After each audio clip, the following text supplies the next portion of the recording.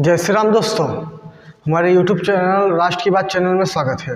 आज हम बात करेंगे छत्तीसगढ़ के एक छोटे से शहर सूरजपुर ज़िले के सूरजपुर शहर के बारे में, इसके इतिहास के बारे में, इसकी बारीकियों को समझेंगे कि सूरजपुर है क्या, सूरजपुर के इतिहास के बारे में, किसको किन लोगों ने बसाया, किन के द्वारा बसाया, क्या क्या है, उस पर थोड़ा। तो सूरजपुर मुख्यतः ये 1200-1300 ईस्वी में बसा हुआ शहर है। ये सूरजपुर क्या है, समतल क्षेत्र में है पूरा। ये इसको डांड़ बोलते थे, सूरजपुर डांड़ था। कल्पना कीजिए आप आसपास बसदेई एरिया चल दीजिए, बसदेई में डांड़ है, वैसे ही डांड़ था। वहाँ चेर वंशज में क्या हुआ, जब मुसलमान के शिया मुसलमान जब दो भाग में टूटे, शिया सुन्नी में, तो शिया जब मारे मेरे दर दर भटक रहे थे, तो पहला संरक्षण देने वाला देश है भारत उनको केरल में मस्जिद बना दी गई। दुनिया का पहला मस्जिद अगर बना तो वो शिया मस्जिद बना, वो केरल में बना, तो वहाँ संरक्षण दिए। तो जब शिया मुस्लिम आया तो उनकी विकृति थी, और वहाँ वो सीखे थे लड़ाई करना, एक दूसरे में लड़ाई करना।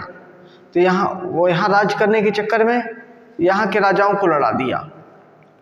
चोर चेल पांड्य आपस में लड़ने लग गए। संगम काल में ये सब आपस में लड़ने लगे। तो कोई किधर भाग रहा है, कोई किधर का भाग रहा है, कोई किधर भाग रहा है। तो ऐसे ही में चेर वंशज आ गए छत्तीसगढ़ में। बाद में चेर वंशज का भी सरगुजा में आए लोग। सरगुजा भूभाग में पूरा इनका फैला हुआ है चेर। ये सरगुजा के सोनहत एरिया में इनका राजवंश भी चला, रक्सेल वंश। कोई वंश रहा होगा, जैसे गुप्ता वंश या फिर गुप्त वंश, मौर्य वंश, ऐसे करके रक्सेल वंश कोई व्यक्ति रहे होंगे, उसके नाम पे वंश चला सोनहत में। तो उन्हीं के माइग्रेट करके जब अच्छा एरिया देखे, प्लेन एरिया देखे, जहाँ जंगल झाड़ शेर भालू चीते का खौफ कम रहा होगा, वहाँ आके बसे। तो यहाँ सूरजपुर बसा गया। सूरजपुर पहले गांव था, छोटा सा जंगल था बोला जाए, पूरा जंगल क्या बोला जाए, एक मैदान एरिया था, वहाँ बसा। वो बैगा परिवार ही बसे, उनके द्वारा ही।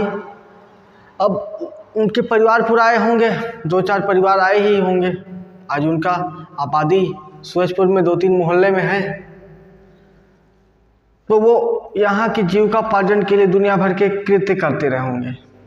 अब वहाँ से आए हैं तो देखिए, राजवंश जो राजा थे वो तो सोनहत में राज कर रहे हैं, लेकिन जो सामान्य व्यक्ति थे या प्रशासन की दृष्टि से या फिर कोई कार्यक्रम की दृष्टि से बसाया गया रहा होगा, उसको कुछ किया गया रहा होगा। मान लीजिए कोई कार्यक्रम करना होगा या फिर प्रशासन की दृष्टि से आए रहे होंगे, तो यहाँ के जीविकोपार्जन के लिए, यहाँ भोजन के लिए, यहाँ करने के लिए कुछ न कुछ कृत्य करते रहे होंगे।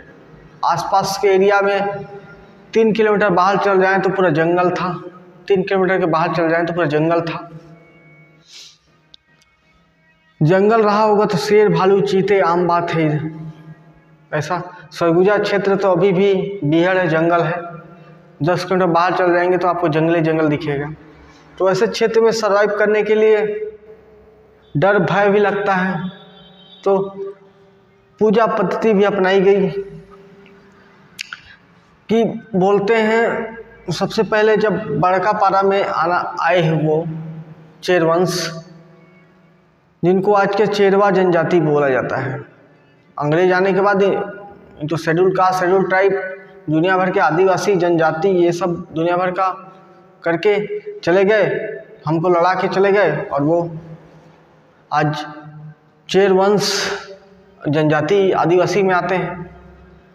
तो उनके द्वारा यहाँ रहते थे। तो यहाँ रहने के बाद क्या होता था, उनकी जीवन शैली थी जो थी परिवार रहता था, 2-4 परिवार और रहते होंगे। तो यहाँ एक दिव्य शक्ति की कमी थी, क्योंकि हिंदू संस्कृति क्या है, दुख, कमजोरी, ढाढ़स में किसके चरण में, किसके चरण में जाता है, भगवान के चरण में, मंदिर के चरण में। तो उसकी कमी थी। और ये भी बताया गया मेरे बैगा जी के माध्यम से कि यहाँ पहला अगर बच्चा किसी का हुआ, पहला बच्चा मर जाता था, तो उसी के लिए देवी की आराधना किए, कुल देवी किए होंगे, उसी देवी की आराधना करके माता समलाई को स्थापित किए। आज जो माता समलाई का बड़कापारा में पूजा होता है।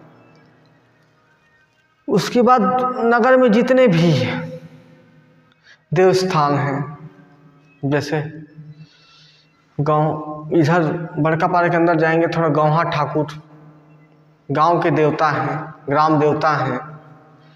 फिर आगे जाएंगे गौतम बैगा, ये गौतम बैगा उन्हीं के पूर्वज हैं, जिनके वो गौतम बैगा क्या है, संत व्यक्ति थे। यहाँ के गांव को बसाने का, या यहाँ के तीर्थ धाम को, यहाँ के पूजा स्थली को, देवी देवता के पूजा स्थल को बसाने का उनका बहुत बड़ा योगदान है, या पूर्णतः बोला जाए उन्हीं का योगदान है, गौतम बैगा का।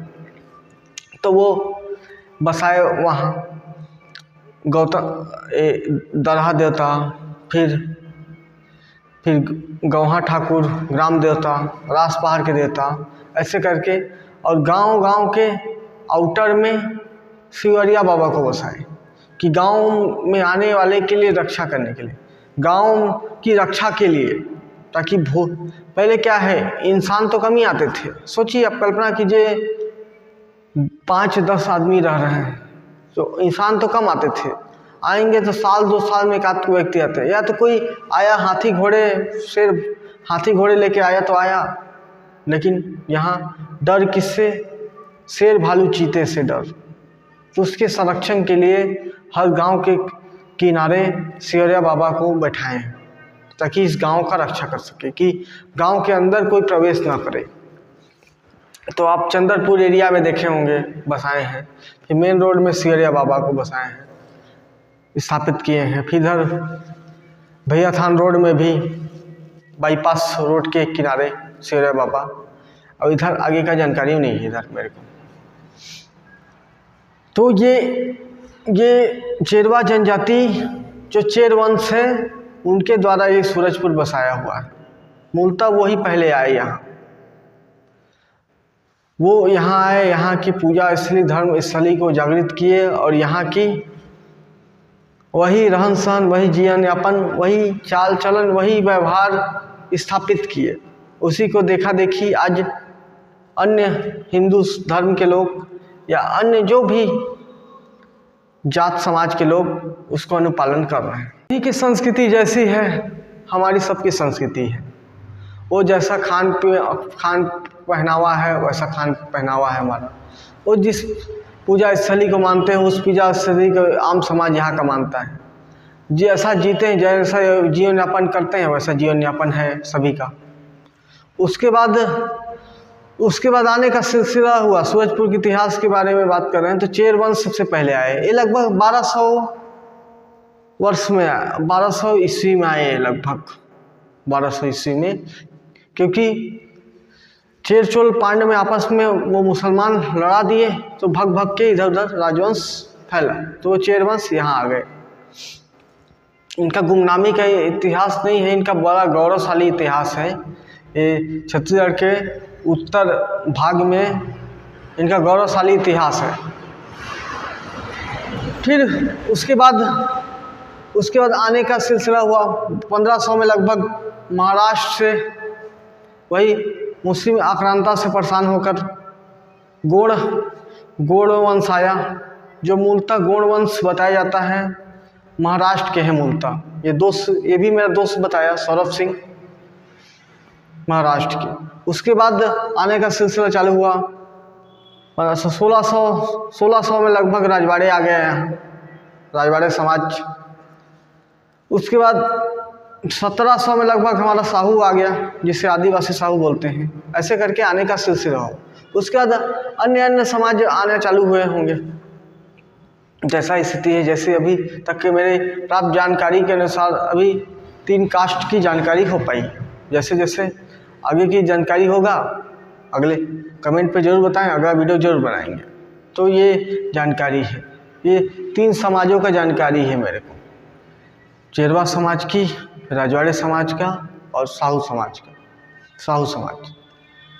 फिर ये 1700 में तो समाज 2-3 कास्ट हो गए, समाज का निर्माण होने लगा, तो जीवन शैली परिवर्तित होने लगी, हर चीज़ आचरण व्यवहार सब परिवर्तित होने लगा। उस प्रकार शहर की नींव होने चालू हो गई। शहर की नींव क्या, एक ग्राम की नींव चालू हो गई। उस विरासत को संभाल के उस विकास के डगर में सूरजपुर निरंतर आगे बढ़ रहा है। आगे 1700 के बाद की इतिहास के बारे में के लिए अगला वीडियो बनाएंगे, और अन्य कास्ट समाज जो आए उनके बारे में भी जानकारी एकत्रित करके जरूर बताया जाएगा। तो आई होप दोस्तों ये सूरजपुर के इतिहास के बारे में कुछ जानने का आप लोग को मौका मिला। आप लोग को वीडियो पसंद आया होगा। वीडियो पसंद आया तो लाइक कीजिए, चैनल पे नए हैं तो सब्सक्राइब कीजिए, दोस्तों को शेयर भी कीजिए। धन्यवाद दोस्तों।